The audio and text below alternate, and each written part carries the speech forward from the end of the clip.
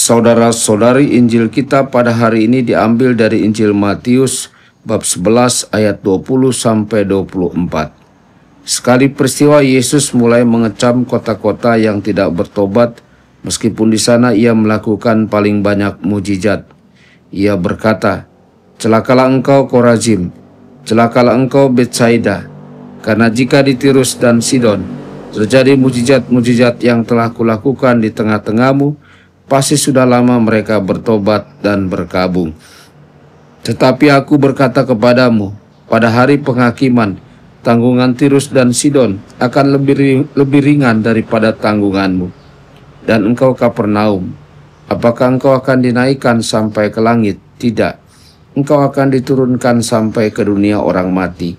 Karena jika di Sodom terjadi mujizat-mujizat yang telah terjadi di tengah-tengahmu, kota itu tentu masih berdiri sampai hari ini.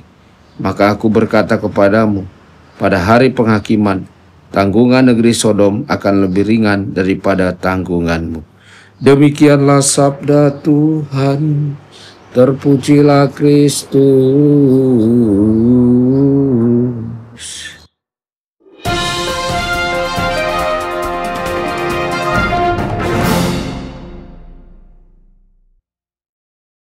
Dalam nama Bapa dan Putra dan Roh Kudus. Amin. Saudara dan saudari terkasih dimanapun Anda berada, jumpa lagi dengan saya Romo Tedens dalam saluran Warta Kabar Sukacita. Semoga Anda semua dimanapun berada senantiasa dalam keadaan sehat dan bahagia. Injil hari ini terdengar keras. Yesus yang biasanya penuh kelembutan dan pengampunan, kini berbicara dengan nada kecaman. Ia menyebut kota-kota seperti Korazim, Betsaida, dan Kapernaum, tempat-tempat di mana ia melakukan banyak mujizat, namun justru tidak mengalami pertobatan. Mengapa Yesus begitu keras? Karena ia tahu bahwa berkat besar juga menuntut tanggung jawab besar. Mujizat-mujizat yang Yesus lakukan bukan sekedar tontonan, bukan hiburan rohani. Setiap mujizat adalah undangan untuk berubah. Ketika orang buta melihat, orang lumpuh berjalan, dan orang mati dibangkitkan, semua itu dimaksudkan agar orang bertobat, agar hati manusia kembali kepada Allah.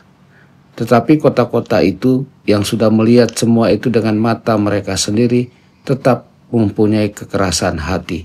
Mereka menikmati kehadiran Yesus, tetapi tidak memperkenankan Yesus mengubah hidup mereka. Saudara-saudari, bukankah hal itu bisa terjadi pada kita juga? Kita bisa menjadi seperti kota Kapernaum, begitu dekat dengan Yesus, tetapi hati kita tetap jauh. Kita hadir dalam misa, kita berdoa, kita mendengar sabda Tuhan, tetapi jika hidup kita tidak berubah, maka kita pun bisa termasuk yang tidak bertobat. Saudara-saudari, Yesus menyebut nama-nama kota kafir, nama-nama kota kafir, Tirus, Sidon, bahkan Sodom sebagai perbandingan. Kota-kota ini terkenal karena dosanya, tetapi Yesus berkata, jika mereka menyaksikan apa yang kalian saksikan, mereka pasti sudah bertobat. Itu artinya yang akan dihukum lebih berat bukan yang tidak tahu, tetapi yang tahu namun menolak bertobat. Hari ini kita diingatkan, pertobatan bukanlah pilihan, tetapi tanggapan yang dituntut dari setiap orang yang telah mengalami kasih Allah. Saudara-saudari, kita tidak perlu menunggu mujizat spektakuler untuk berubah. Mujizat itu sudah terjadi. Setiap kali Tuhan mengampuni dosa kita, setiap kali kita mampu mengampuni sesama, setiap kali kita mengalahkan keegoisan kita, itulah karya Roh Kudus dalam hidup kita. Apakah kita sudah membiarkan sabda Tuhan menyentuh dan mengubah hidup kita? Ataukah kita hanya menjadi penonton iman tanpa komitmen? Marilah kita tidak menjadi seperti Korazim dan Betsaida yang mati rasa, tetapi menjadi umat yang rendah hati, yang bersedia bertobat dan membiarkan Tuhan menyembuhkan serta memperbarui hidup kita setiap hari.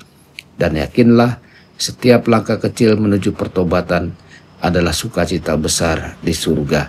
Tuhan Yesus memberkati Anda semua. Sabda Allah adalah kebenaran. Sabda Allah adalah kehidupan. Mari kita mencintainya, mari kita menghayatinya. Ya Tuhan yang ku muliakan, sabda